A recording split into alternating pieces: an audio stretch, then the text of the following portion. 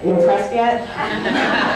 Yeah, you really shouldn't be, because every story has a backstory, and believe me, I have a backstory. I've got a dirty little secret, and I don't like to tell it, but I'm going to tell you, because we got to start from a position of truth.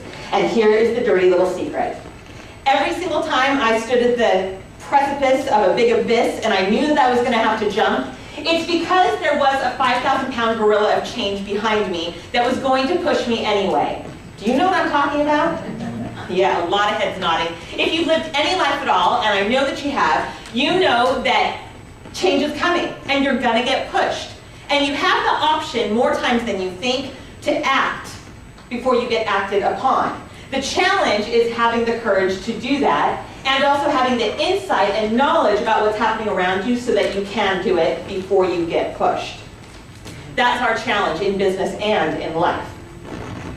Now, when I was in South Africa, I went on a little tour group, and I knew that I was going to go see the Blue Crans Bridge. And I knew that it was beautiful. And I knew that it is also the world's highest commercial bungee jump at a height of 216 meters. And I knew that I was not going to be doing that. Because while I am brave, I am no adrenaline junkie. Thank you, no thank you. But then something happened the day I got there.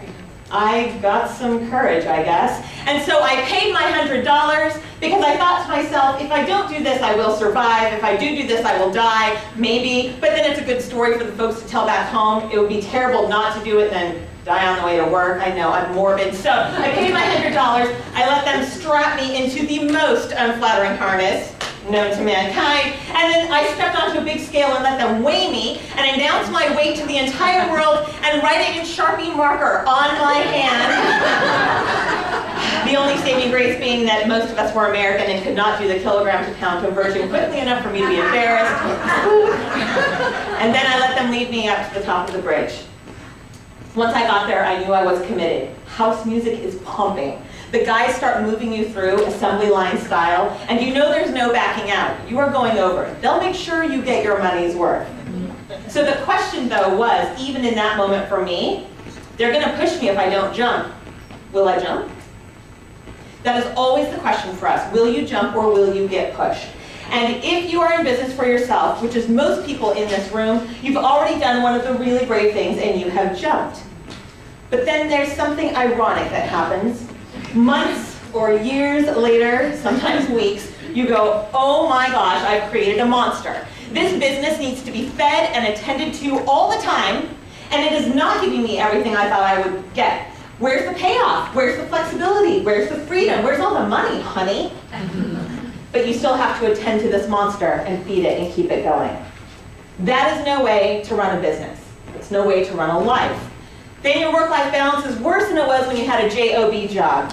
I actually hate this image for work-life balance, but it's what most people seem to use. I want to know who held the vote where we pulled work out and gave it equal billing to life.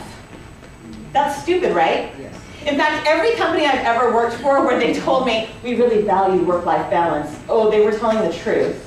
What they meant was, we really value employees who spend 50% of their time and energy with us, and then you can have the other 50% of your time and energy for yourself. Forget that. But as business owners, sometimes we treat ourselves worse than companies like that. Can any of you relate?